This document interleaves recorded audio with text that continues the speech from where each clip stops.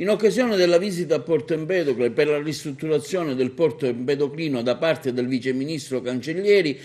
si è intrattenuto sulla viabilità stradale, cui da tempo Cancellieri si è interessato per una soluzione, stimolato anche dal cartello sociale capeggiato da Don Mario Sorci e dai sindacati che prima del Covid era anche sfociato in una manifestazione popolare che ha visto tanti cittadini e sindaci della nostra provincia scendere in strada con un corteo che si è snodato dalla rotonda Giunone fino a quella degli scrittori per risolvere l'annoso problema delle nostre strade che purtroppo da anni sono abbandonate a se stesse e che da quando furono create dai tempi del post-guerra non è mai stata fatta nessun ammodernamento, con gravi conseguenti pericoli anche per la sicurezza degli automobilisti che la percorrono. Recentemente anche il governatore Musumeci ha detto peste e corna contro l'ANAS, chiedendo anche il risarcimento danni con un'azione giudiziaria verso la società nazionale, che non si cura purtroppo delle nostre strade se non in maniera saltuaria, sporadica, dimenticando, a detta dei Musumeci,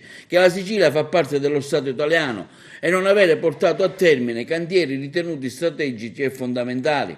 A tal proposito occorre anche dire che recentemente una lettera dei sindaci agrigentini, primo firmatario il sindaco di Ravanusa Carmelo D'Angelo, indirizzata al ministro Paola De Micheli delle infrastrutture, oltre che ai vertici dell'ANAS e ad altre autorità nazionali, al fine di pensare e progettare anche la chiusura dell'anello autostradale per l'autostrada Gela-Agrigento-Castelvetrano, unico pezzo di terra siciliana che da anni non viene interessata a opere di miglioramento. Il viceministro Cancellieri in tale occasione si è detto anche contrario alle polemiche che non portano risultati, ribadendo però il suo impegno per il completamento di quelle opere stradali ancora incompiute nella nostra provincia.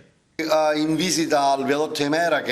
sulla Palermo-Catania che piano piano sta diventando sempre di più. Le polemiche non costruiscono infrastrutture, le polemiche non costruiscono sviluppo e le polemiche non si possono mettere dentro nessuna pentola per farla cuocere e mangiarla dopo. Le polemiche fanno solo polemica. Il lavoro, il duro lavoro e il sudore della fronte producono risultati e portano ai territori la ricchezza. Il tecnico ANAS riprenderà? Sì, assolutamente, con Don Mario e con le parti sindacali, col cosiddetto cartello sociale, io non solo non lo mollo, perché sono diventato io il loro, lasciatemi... No, sono diventato io il loro stalker, nel senso che sono io che praticamente adesso li disturbo. Però è nata una bellissima collaborazione che sta portando all'interno delle case di tutti i cittadini della provincia di Agrigento quella consapevolezza che finalmente il governo nazionale sta guardando ad un territorio che era per troppo tempo stato dimenticato.